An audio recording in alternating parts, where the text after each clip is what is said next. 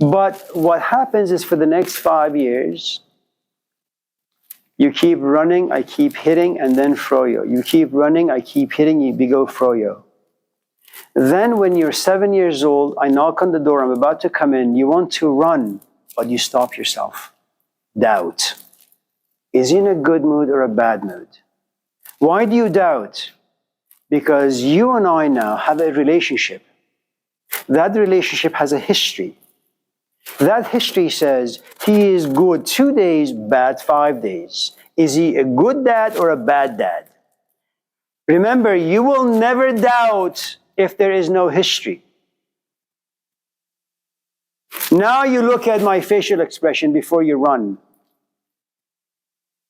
And then all of a sudden, you were waiting for me to come home so you can jump into my arms, but now you see me, you don't want to jump. You're filled with anger.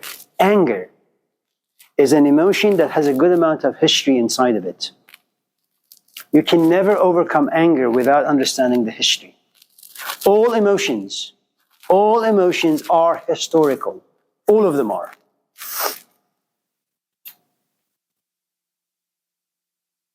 See, it may be that you left the class on Monday last week.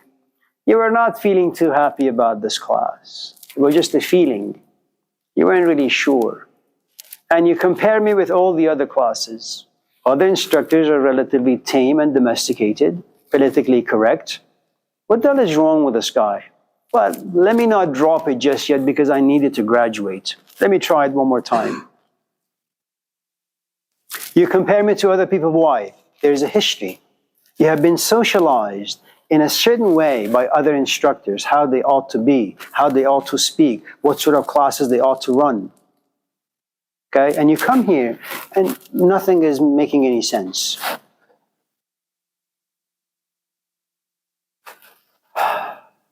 Hello, Jackie.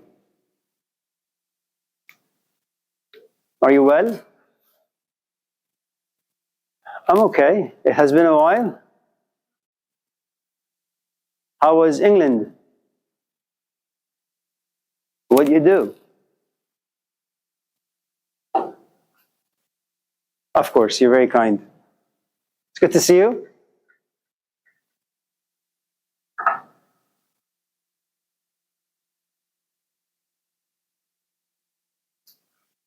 That's Jackie. She doesn't like people looking at her, so don't look at her.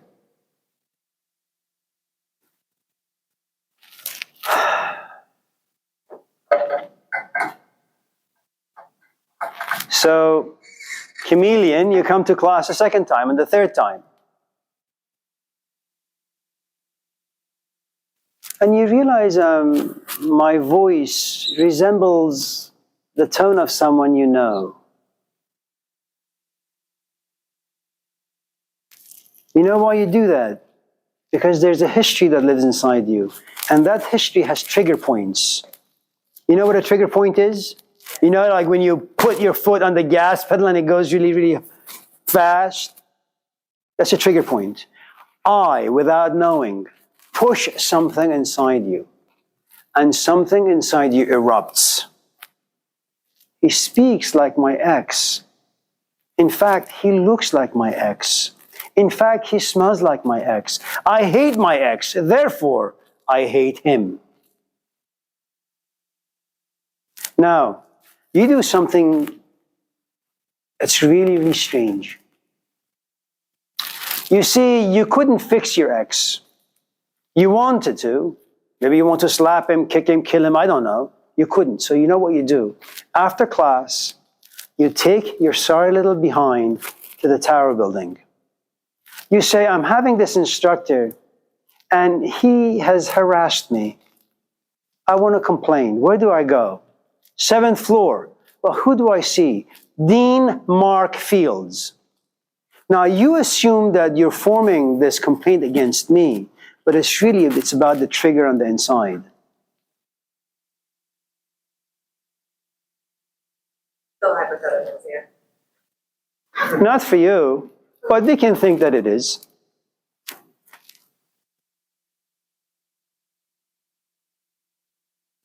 Now, the moment you have history, you need to understand there is something even far more devastating that's inside you. History creates habits. Habits create addiction. Change is almost impossible. Whether you're addicted to anger or alcohol or weed, they all function the same.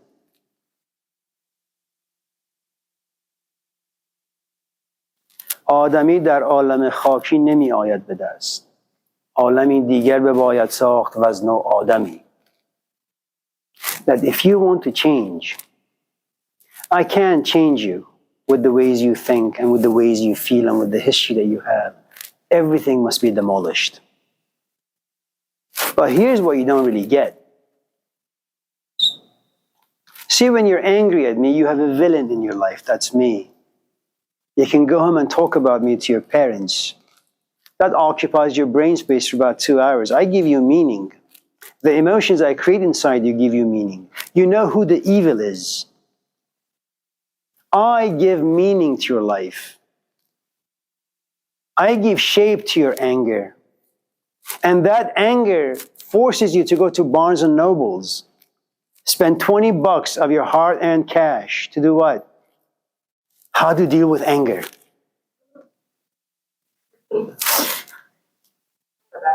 No, absolutely not. If you know what to do with anger, then you pick up your cell phone and you talk to your friends. What do you talk to them about? About me. And then you go to therapy for the next 20 years. What the hell do you talk about to your therapist? About me. You see, I have given your life a purpose. You should bring me coffee. Don't form a complaint. Bring me coffee, gifts, flowers, money.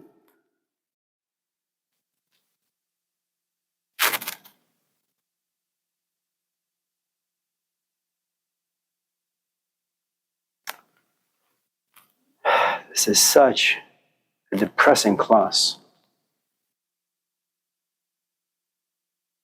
Well, now that we have taken care of anger, any other emotions you guys want to talk about? That wasn't really my question. I'm sorry. Do you believe young adults are all emotionally unintelligent? And then you gave an example with love, and then I asked for Yes. All young adults, medium adults, and old adults are unintelligent. Emotionally. Because emotional intelligence and intelligence are... I don't know the difference. Look.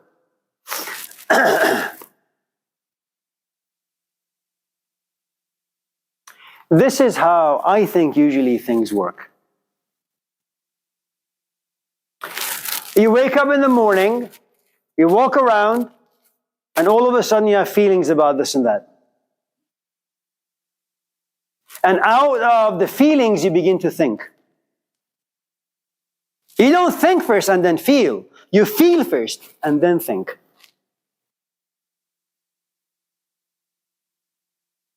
No. You don't make the roof first and then the walls. First you make the walls. First you feel. And why do you feel? Because you have a physical body. Because inside your body you have 5 senses. You see, you taste, you hear, you touch, you smell.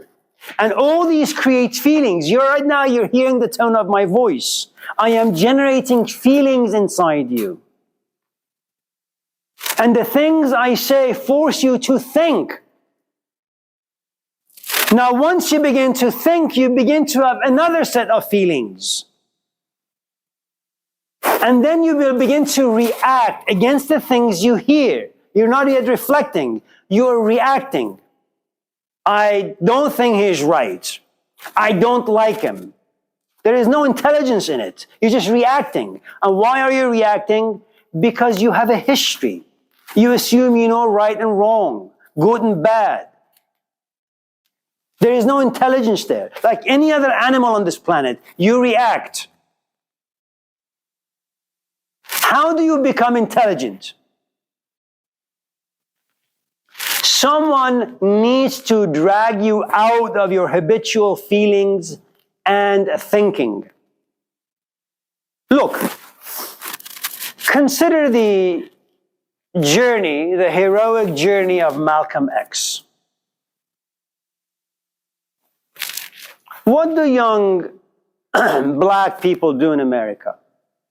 There is no hope for them before in the 1940s and 50s and 60s. What do they do? Oh, they can't go to school. They can't be part of society. No one's going to give them a job. There is no money. At least for Malcolm X, he stole. That's the only world he knew. And as long as he didn't get caught, he continued doing it. What happened? He got caught. But you need to understand that even before getting caught, there are all these things that he does. I mean, I don't know if you know the life story of Malcolm, but if you don't, it's really quite interesting. It's no different than Moses or Jesus or Muhammad or Lao Tzu or the Buddha. It's not easy to see with your own eyes your father being lynched. I don't know how a 3-year-old or a 2-year-old can witness that and not want to jump from a bridge. I don't know what happens when you see your mom all of a sudden become a drug addict. I don't know what happens when you lose your siblings. I have no idea how any of that stuff feels. Then you get caught. You're already in a bad shape. Now, imagine the self-hatred for being black. Why don't you just dye your hair orange and be called an orange poodle? And you like it. Why? Other people are paying you attention, man. You're visible. You have friends. You assume that white people like you. Nothing wrong with that, just human nature. You want other people to like you. How the hell do you overcome all of this? Then you get caught. Even in prison, you dye your hair orange or blonde. Why? You've been doing it for so long, you just don't know what it means to be black anymore. All of a sudden, and this is really, really interesting because most of you think that just in case you got a trauma and you go to therapy, you can fix it. It doesn't work that way. I have no idea how change is possible. I really don't know. And I don't think anyone knows.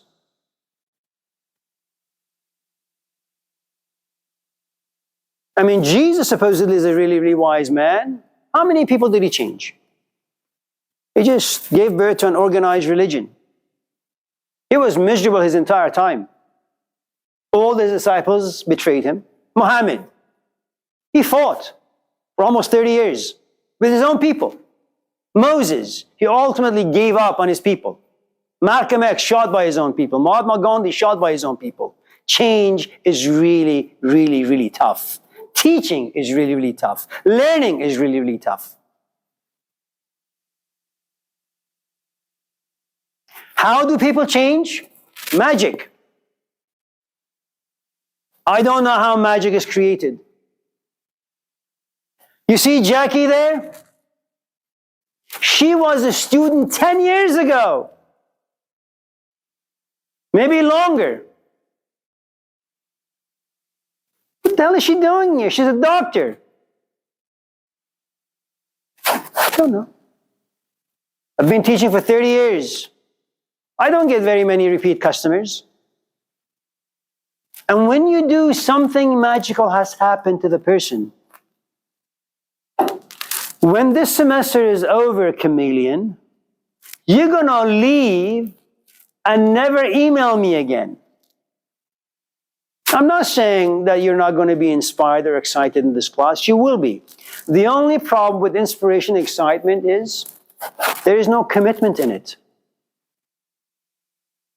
You thought that in sickness and in health only meant in like physical relationships. No. You want to understand anger? Take anger to a church. Marry it in sickness and in health. I will always remember you. You're part of me. There are days you're going to rule over me. I want to know who you are. I want to make sure this anger never takes hold of me. You commit yourself to understanding this emotion that lives inside you. Do you know how difficult that is? And you're a young kid in America, a land of distraction. Do you think your promissory note to anger has any chance to survive? No. You will forget. And you will distract yourself the way I do with cancer for the next 30 years. And then you'll get into a relationship and you will invest all of your hopes, time, energy with that particular person, and then it falls apart because of your anger. And then at the age of 60, old, ugly, smelly, you say, really? I should have taken care of this when I was 18.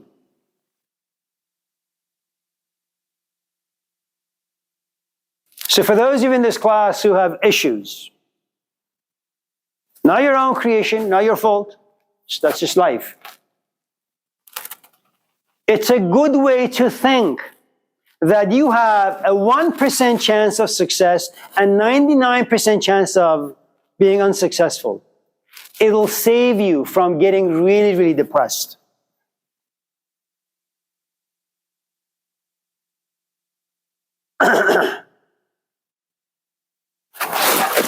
Joaquin, it's good to see you. Take care, man.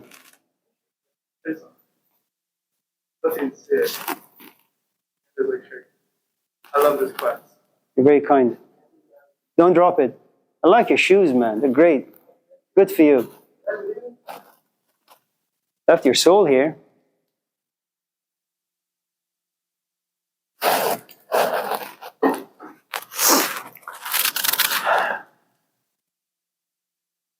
Do you have any other questions or comments before I ramble on about useless things? Vivian.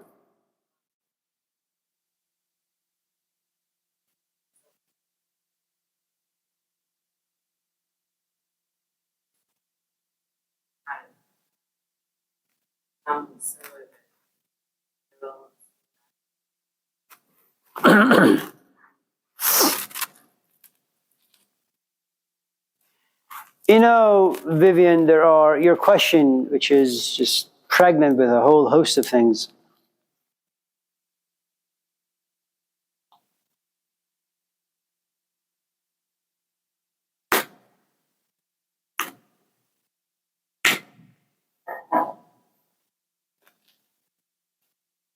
I want to tell you a story that comes from Genesis. Okay? So God creates, and I don't care if you guys believe in God or not, or you believe in religion or whatever. If you don't believe in God, God help you. Because you need some GPS to survive. I hope you have a replacement. In Genesis, God creates Adam and Eve, right? And there are two creation stories. We'll talk about them later. But it's a Garden of Eden. And he says to them, you guys go anywhere. Do whatever you want to. There is a part in the garden that's off limits. Don't go there. They say, okay. All of a sudden, a serpent appears.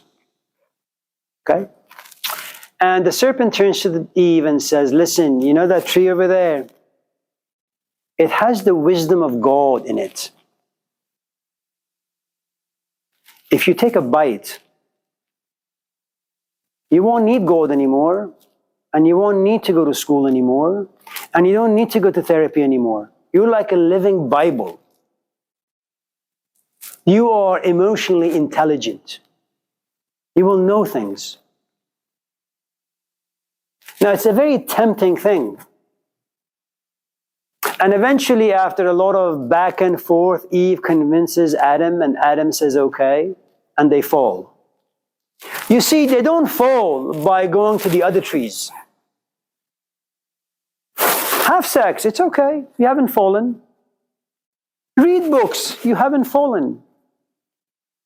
Go to any tree on this planet, do whatever the hell you want with your life. You will be fine. And why do you go to trees? Why do you go to other desires and pursuits? You see pleasure in them. And you will recover. It may take you some time, but you will recover. If you want to really sin, you need to go to that particular tree. And why would you go to the tree of wisdom? Because you've tried other trees, no? You have taken a bite of those fruits, and you realize they go nowhere. If that's a little difficult to grasp, let me give it to you this way. Let's say you're 25, and you want to be in a relationship, okay? You've been with 18-year-olds, 50 of them. You come to realize they suck as human beings. Then you say, maybe 18 is too young. You go to other set of trees, 20-year-olds. You say, man, 20-year-olds are profoundly immature as well. You go to 25-year-olds. 25-year-olds are stupid too. You go to 30-year-olds, 40-year-olds, 50-year-olds. And then you find someone who is 59. You say, man, I have ultimately finally found someone who understands, whom is mature. But he is 59, and I am only 22. He is old enough to be my father, my grandfather, my great-grandfather combined. Do I really want to do this? Now the question is, what price are you willing to pay to be with a mature human being? Because if you go for a 59-year-old guy, you'll have a good time with him. Maybe for 2, 3, 4, 5, 10 years. Then it's going to be downhill. Why? When he hits 65, his body is going to fall apart. You won't be able to live your youthful life. You're going to be taking care of him for the rest of his days. But that's the price you'll have to pay. See, Christians often say that they are born in sin. It's not true. You're only born in sin if you take a bite of this tree that has the fruit of wisdom in it. But for that to happen, first you need to see the tree. But before you can see the tree, you have to be disgusted by all these other trees. How do you become disgusted by anything? You experience them, and you find that they go nowhere. Look at Jackie. It's a nice day today. Sun is out. We have a nice estuary in the back. And she lives in the city. She can go to the ocean, walk around, buy herself a cup of coffee. Go to a nice fancy restaurant, get herself an omelet, talk to her friends. Why the hell does she choose to drive all the way here, sit in this lousy, ugly-looking classroom with smelly people? Why? Because she's been to the ocean before. She's talked to her friends before. She's had coffee before. That's not what she wants, at least not today. And what? Have you heard what I've been talking about for the past hour? Are they fun stuff? No, they make you feel miserable. She enjoys misery. That's the price you pay. And that misery is going to follow her the entire day. Her friends are going to call, you want to go out? She says, yeah, but she's not going to engage in just any casual conversation. That's the price you pay. You're only born in sin if you have taken a bite of this fruit that has the juice of wisdom in it. Now, the moment you have wisdom, you will know good from bad. And the moment you know good from bad, you become a conservative. Not a Republican, conservative. You draw lines.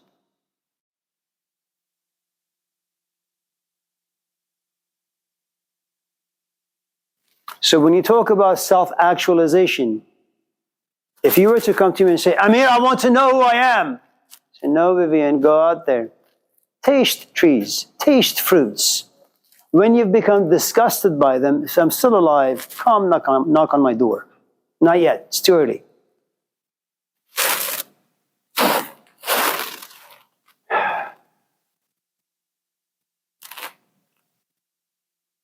Ivy? Anything? We have like a minute, so it's got to be a quickie. Alex? Ethan?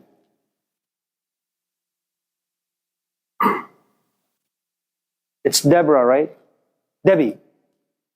No? Maggie? What is it? Yeah. Abby. You gotta admit, it's close. Debbie, Abby, come on, it's the same. I'm just kidding. And I thought about it for a while, you know. Who?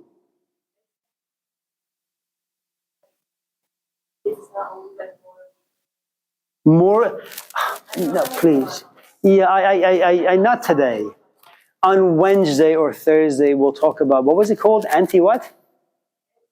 natalism, but Yeah, you see something that you should know. I don't read books anymore because of my eyes, and I can no longer hear people, so I don't listen to audios anymore. And I have, because of my age and what I've been through, I've lost my interest in almost everything. So when you give me like fancy new words, I have no idea what they mean. Just be simple. Just say, have you heard of people who hate having children? Dislike, don't like, oppose.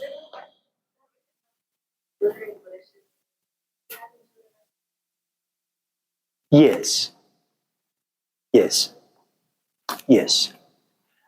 Having children falls into two parts. You either have children because of reflection, or you have children because of biological factors, and it's very complicated. And we can talk about that on Thursday. Yeah. I mean, the other thing you need to know, Abby, right? You're in a very, very difficult position, Abby. You're a woman. It means that at a certain point in your life, your body will scream to have a child. It won't even matter who you are, what you are. You just say, your body will just say to you, am I going to have a kid? Are you going to give me a kid? You need to give me a kid. And so you may be a professional, a CEO of a company, you know, but your body just screams, I'm a factory. Give me a kid. Let me cook. Let me bake. Of course it's true. Everything I say in this class is true. In fact, everything I say everywhere is true. And then, of course, you have a child. But then you live in a conflict now. You've been a professional woman for 25, 30, 40, 50 years. You have power, identity, and now you're a mother. But which side is going to win? CEO. And then you'll probably hire a Hispanic or someone from Eritrea to take your kid around the lake while you are away making money and creating power for yourself. And then you come home after like 10, 15, 20 hours and, hi Martha, did you miss me? And she say, yes. And then you wonder why at the age of 3 she needs therapy.